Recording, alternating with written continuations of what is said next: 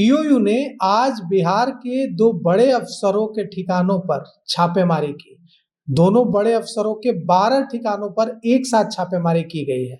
आर्थिक अपराध इकाई की इस छापेमारी के बाद हड़कंप मचा हुआ है। ईओयू ने किशनगंज के डीएसपी एसडीपीओ गौतम कुमार के 6 ठिकानों पर छापेमारी की है।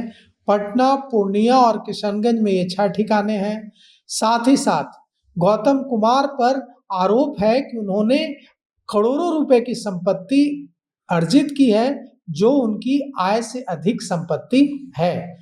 और डीआरडीए सहरसा के डायरेक्टर वैभव कुमार के ठिकानों पर भी ईओयू ने छापेमारी की है। वैभव कुमार के मुजफ्फरपुर और सहरसा के कई ठिकानों पर छापेमारी चल रही है। आय से अधिक संपत्ति का इन पर भी आरोप है। 2 करोड़ 41 लाख रुपए की संपत्ति अर्जित करने का गलत तरीके से आरोप है। आय से 78% अधिक संपत्ति अर्जित करने का आरोप इन पर लगा है। दोनों ही अफसरों के ठिकानों पर छापेमारी चल रही है। ईओयू के एसपी और दूसरे डीएसपी रैंक के अफसरों के नेतृत्व में ये छापेमारी की जा रही है। आय से अधिक संपत्ति के मामले में आर्थिक अपराध इकाई की टीम किशनगंज के एसडीपीओ 1 गौतम कुमार के धर्मचक चौक के सरकारी आवास में छापेमारी कर रही है और भी दूसरे ठिकानों पर छापेमारी चल रही है। कई दस्तावेज मिले हैं छापेमारी के दौरान, जिनकी जांच की जा रही है। आय से अधिक संपत्ति का मामला अगर इसमें सामने आता है तो उनके खिलाफ भ्रष्टाचार निवारण अधिनियम के तहत मामला दर्ज होगा। इसके बाद पुलिस विभाग में भी हड़कंप मच गया है, क्योंकि पुलिस विभाग के एक बड़े अफसर के घर छापेमारी हुई है। इससे पुलिस विभाग के जो दूसरे भ्रष्ट चीजों में संलिप्त अफसर हैं, उनके कान भी खड़े हो गए हैं, उनके दिल की धड़कन भी बढ़ गई है। और अब यह हड़कंप मचा हुआ है कि क्या ईओयू की लिस्ट में पुलिस विभाग के दूसरे अधिकारी के नाम भी शामिल हैं और दूसरे अधिकारियों पर भी छापेमारी हो सकती है।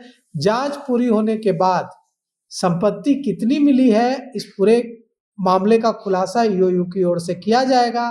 कहा जा रहा है कि जो डीएसपी हैं एसडीपीओ गौतम कुमार, इन्होंने 32 साल की अपनी सर्विस के दौरान करोड़ों रुपए की संपत्ति अर्जित की थी। छापेमारी की जो कार्रवाई है ये सीमांचल के कई जिलों में चल रही है, पूर्णिया में चल रही है, पटना में चल रही है। और गौतम जो है पुलिस विभाग में 1994 बैच के दारोगा के रूप में नियुक्त हुए थे और अब अभी डीएसपी एसडीपीओ के पद पर तैनात हैं।